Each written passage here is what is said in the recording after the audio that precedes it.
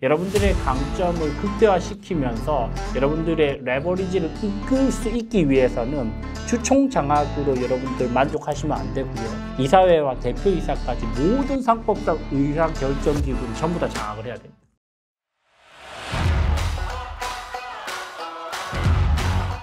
경영권 분쟁의 명가 법무부 율본의 류재현 변호사입니다. 오늘은 대주주 입장에서 소수주주들이 어떤 방식으로 경영권 분쟁 시 공격을 하는지 이 패턴을 세 가지 정도로 나누어서 한번 좀 관찰해보고, 그리고 여기에 대해서 우리는 상법상 어떤 무기를 통해서 방어할 수 있는지에 대해서 좀 자세히 설명드려 보도록 하겠습니다. 최근에 제 경영권 분쟁과 관련된 여러 가지 컨텐츠들을 보면서 저희 자문기업 대표님들께서 이런 이야기를 하셨어요. 너무 소수주주 입장에서 많은 공격 무기들을 좀 노출시킨 게 아닌가. 그래서 대주주 입장에서도 어떻게 방어를 해야 되는지 방어 전략에 대해서도 조금 컨텐츠로 만들어 달라. 그게 도움이 될 것 같다. 라고 이야기를 하셔서 사실은 저희 로펌 입장에서는 대주주들 입장에서 대리도 굉장히 많이 하거든요. 그래서 오늘은 대주주 입장에서 저희가 컨텐츠를 한번 만들어서 여러분들과 함께 공유를 해보도록 하겠습니다. 경영권 분쟁은 대주주와 소수주주로 나누어서 소수주주가 주로 대주주들을 공격을 하고 대주주는 이를 합법적인 방식으로 방어하는 패턴으로 진행이 되는데, 대주주 입장에서는 사실 이 멘탈이 굉장히 흔들리는 경우들이 많아요.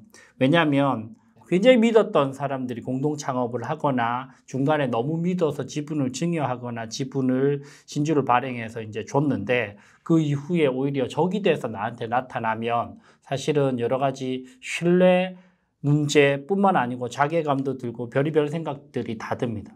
이럴 때 가장 먼저 여러분들 멘탈을 잘 잡아야 되고요. 멘탈을 잡는 방식은 철저하게 두 가지로 나누어서 진행이 돼야 됩니다. 첫 번째는 대주주가 가지고 있는 강점을 극대화시키는 데 초점을 맞춰야 됩니다. 우리나라 상법상 대주주들에게 보장되는 여러 가지의 권리들이 워낙 많기 때문에 철저히 내 강점에 집중해서 레버리지를 어떻게 이끌 것인가, 이 관점에서 접근을 해야 될 거고요. 두 번째는 대주주들이 이렇게 고민하는 포인트들은 보통 본인이 가지고 있는 약점들이 있단 말이죠. 이런 것들은 빠르게 치유해서 보완을 시켜야 되고 법적으로 문제 없게끔, 그리고 소수주주들이 꼬투리를 잡지 못하게끔 만들어줘야 됩니다.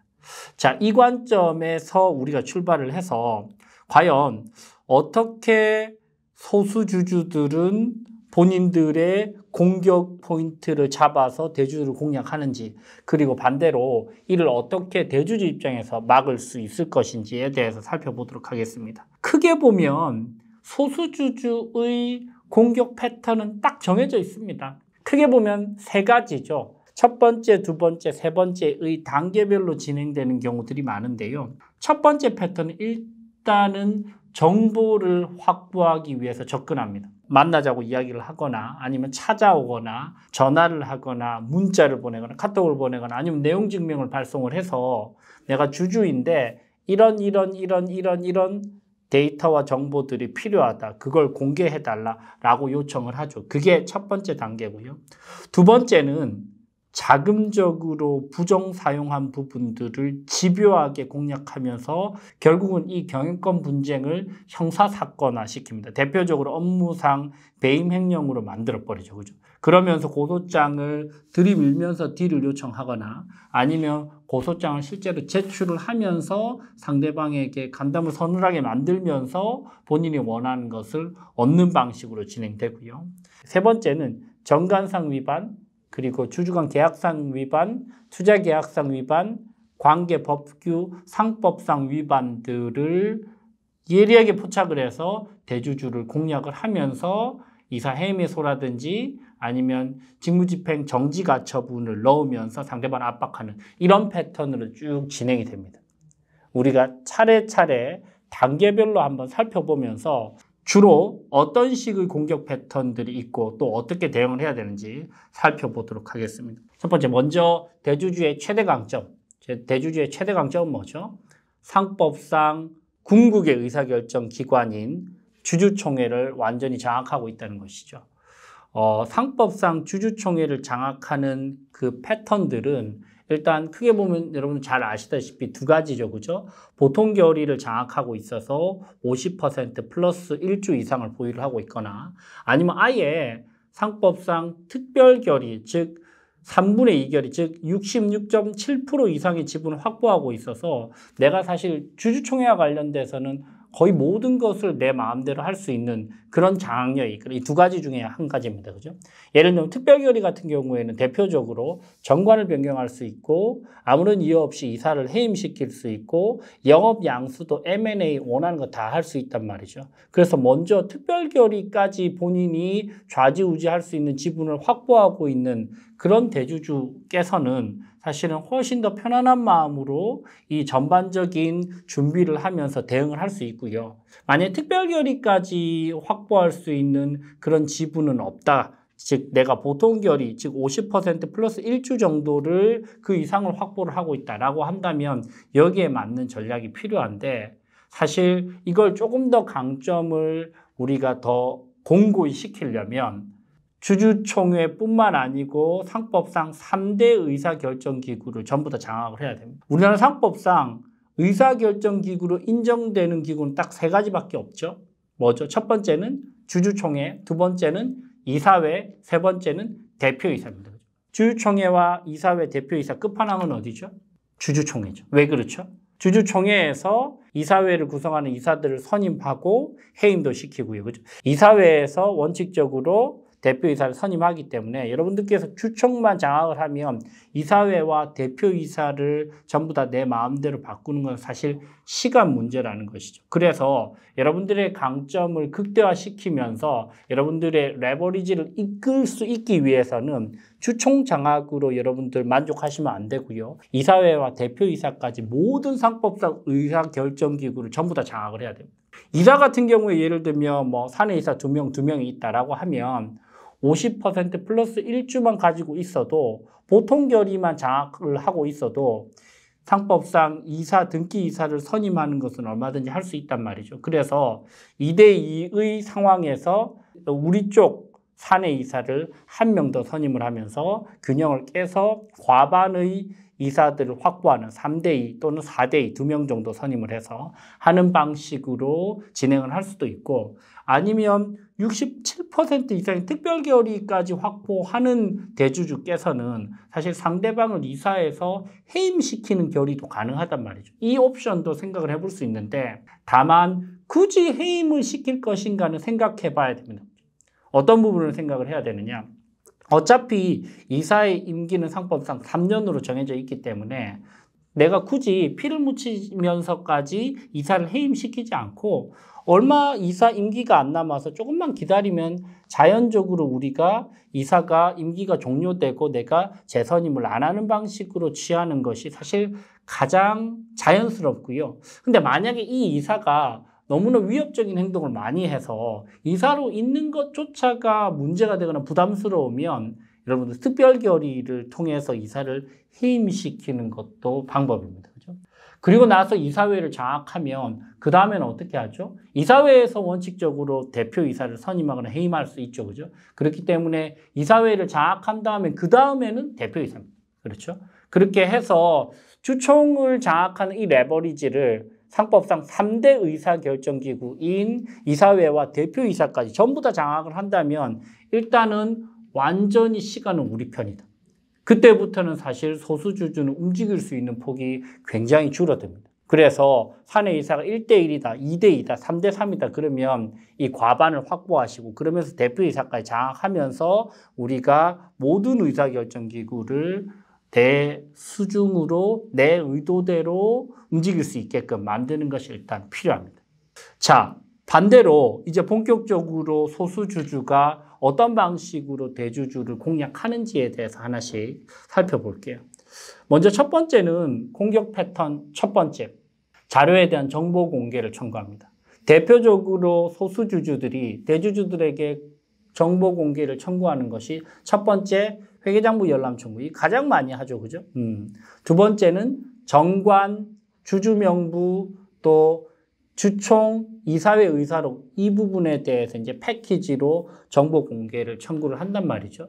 그래서 각각의 경우에 있어서 우리가 어떤 경우에는 공개를 해야 되고 또 어떤 경우에는 공개를 할 필요가 없는지, 그리고 공개를 하지 않을 때는 우리가 어떤 명분을 내세울 것인지에 대해서 우리가 조금 꼼꼼하게 따져보고 적어도 이 정도는 여러분들께서 아실 필요가 있습니다. 그렇죠? 가장 많이 하는 회계장부 열람 청구는 사실 상법 제466조에 명시가 되어 있죠. 회계장부 열람 청구는 사실 굉장히 크리티컬합니다.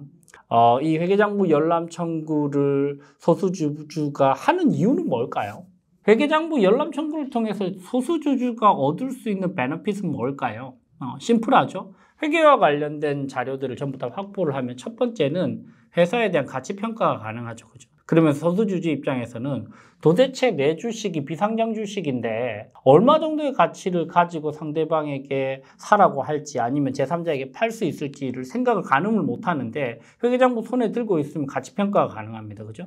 대표적으로 상징법상 가치평가를 통해서 내가 적어도 이 정도 금액은 요구할 수 있구나. 이렇게 이제 톱밥을 칠 수 있고, 두 번째는 사실 회계장부 열람 청구를 통해서 회계적인 부정이나 혹시 자금적인 유용과 관련된 흐름들에 대해서 대략적인 내용들을 좀 파악을 할 수 있습니다. 그죠?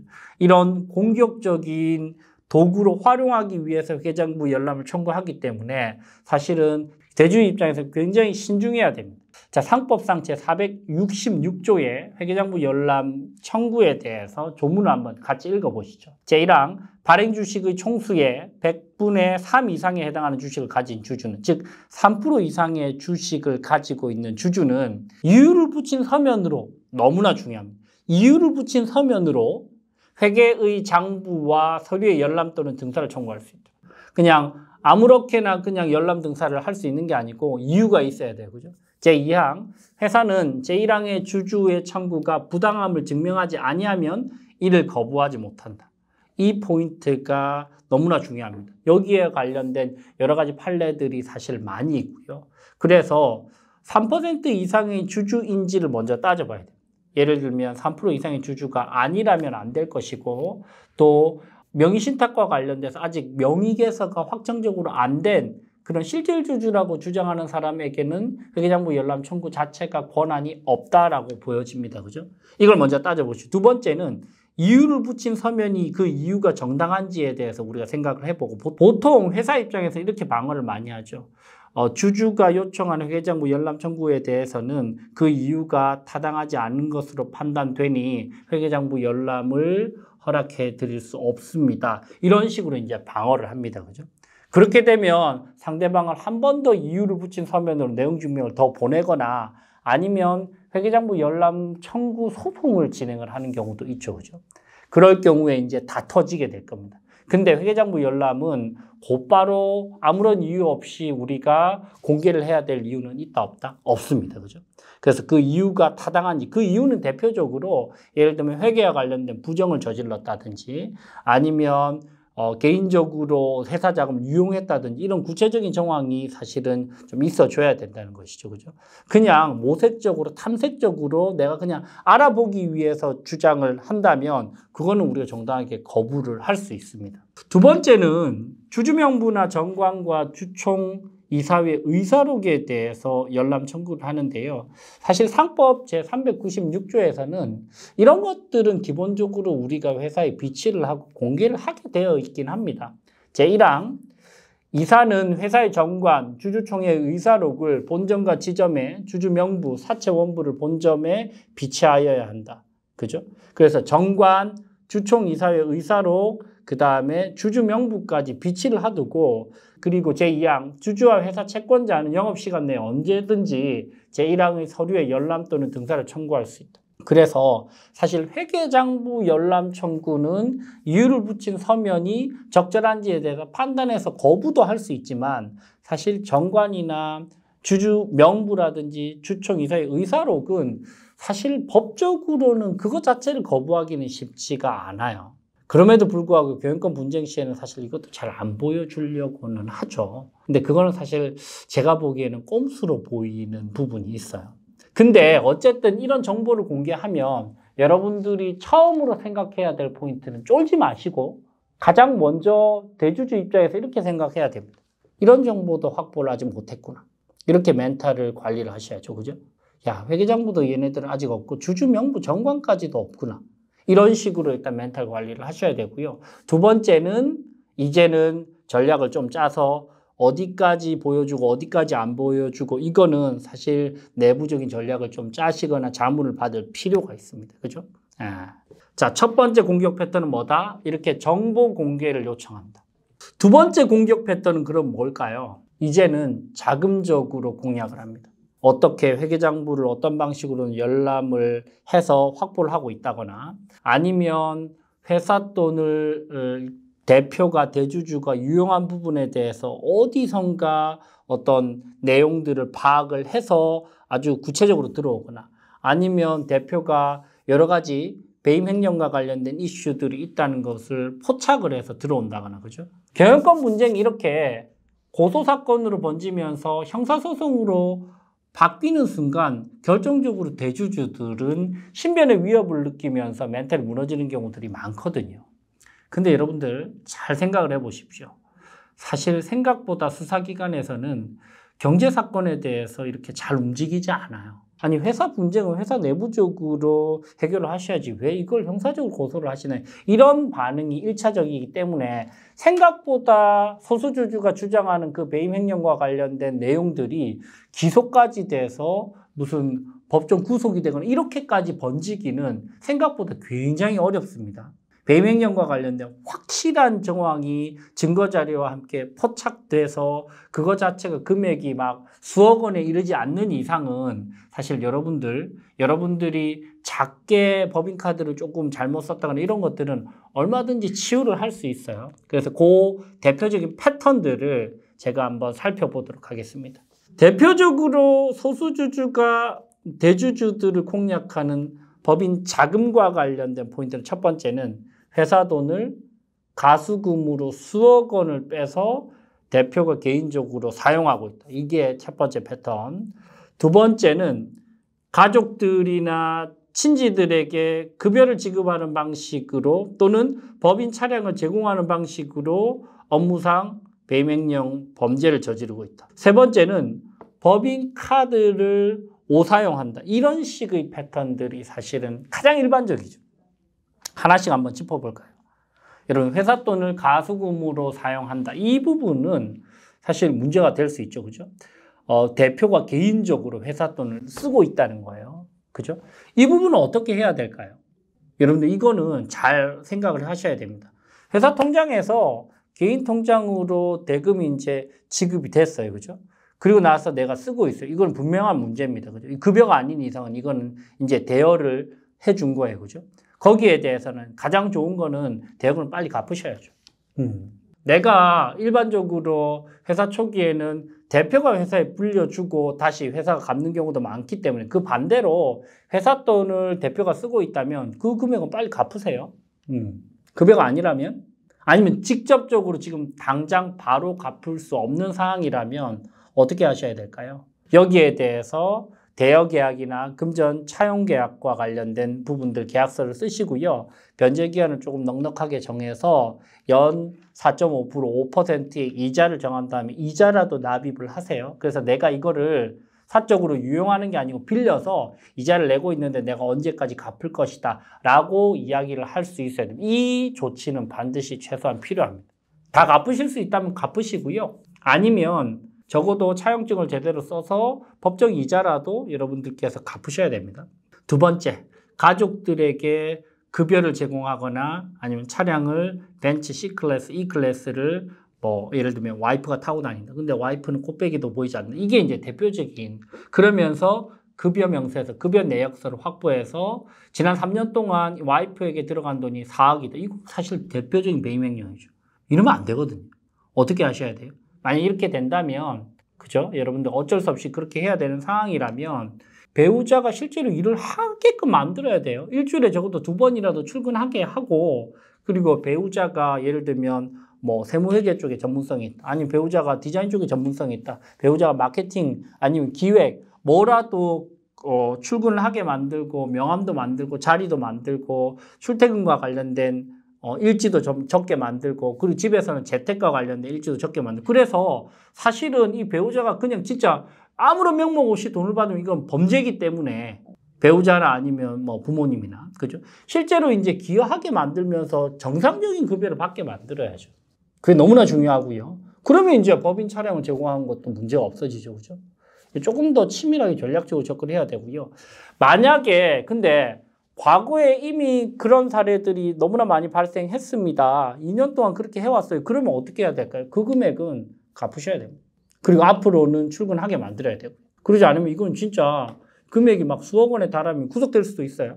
여러분들 이거 생각보다 굉장히 중요하고 문제가 커질 수 있습니다. 그죠? 세 번째는 법인카드 오사용. 예를 들면 뭐 법인카드 루이비통 가방 1,000만 원짜리 샀다. 이런 것들은 범죄죠. 그죠? 업무상 횡령이잖아요. 그죠?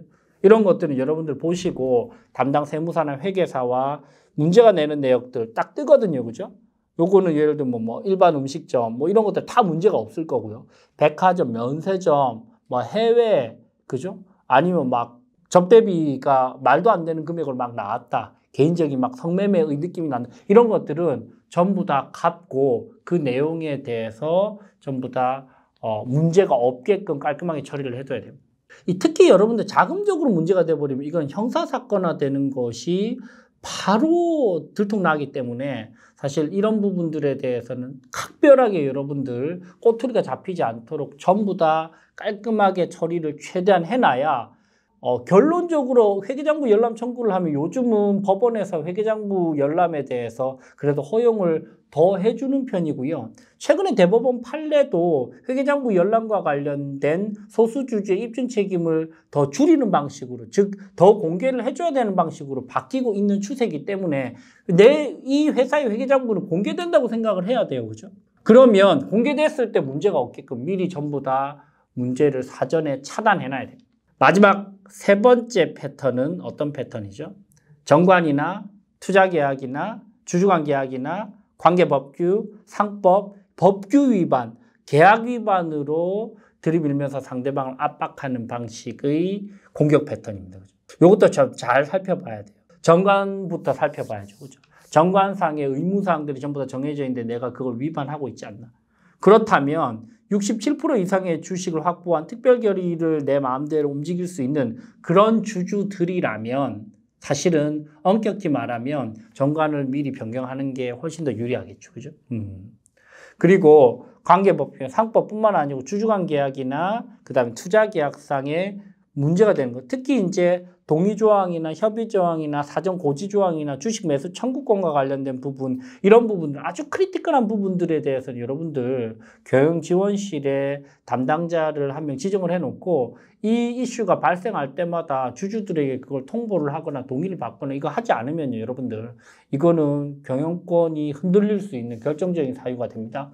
그래서 이런 부분들은 사전에 조금 더 세밀하게 여러분들께서 치밀하게 전략적으로 준비를 해서 내 강점을 대주주로서 레버리지를 극대화시켜서 내가 어떤 것들을 더 강화시킬 수 있는지, 그죠? 제가 말씀드렸던 주총뿐만 아니고 이사회, 그 다음에 대표이사까지 전부 다 장악을 하고 정관까지 되게 유리한 방식으로 바꾸고요.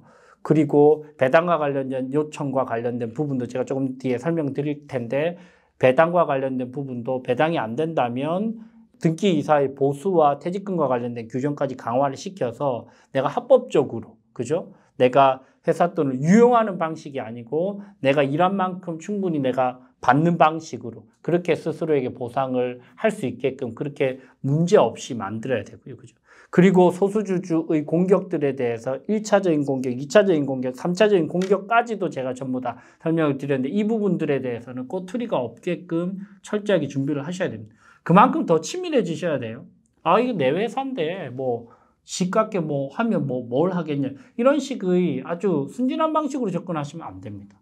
생각보다 여러분들 소수주주가 아주 날카롭게 칼을 들고 여러분들에게 접근을 하면 여러분들 생각보다 굉장히 멘탈적으로 흔들리고 그게 여러분들 개인 일상에도 영향을 미치지만 회사 임직원들도 느끼고 회사의 경영 성과에까지 악영향을 미치는 경우들을 저는 너무 많이 봤기 때문에 여러분들 대주주로서 좀 장기적인 플랜을 가지고 치밀하게 정관과 투자 계약서와 주주 간 계약서와 상법의 내용들을 좀 파악하셔서 전반적인 준비를 좀 하셔야 될 필요가 있습니다. 특히 소수주주가 이제 너 왜 또 배당 안 해? 이런 식으로 이제 들들 볶거든요. 그죠? 그럴 때는 제가 배당과 관련돼서 대주주가 어떻게 대응을 해야 되는지에 대한 아주 자세한 그런 그 영상을 만들어 놨기 때문에 제가 댓글로도 지금 그 링크를 달아 드릴게요. 그죠?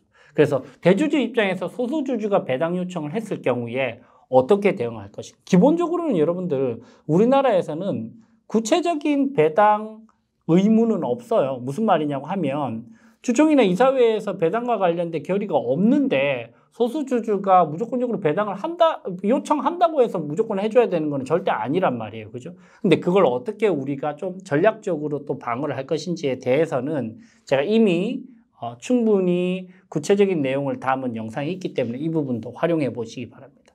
대주주 입장에서 소수주주의 공격들을 파악을 해보고 그 공격 패턴들별로 내가 어떻게 방어를 할 것인지에 대해서 살펴봤습니다. 여러분들께 조금이라도 도움되시기 바랍니다. 주주스쿨의 류지연 변호사였습니다. 감사합니다. 스타트업과 비상장 주식을 공부하는 최선의 솔루션, 류지연의 주주스쿨.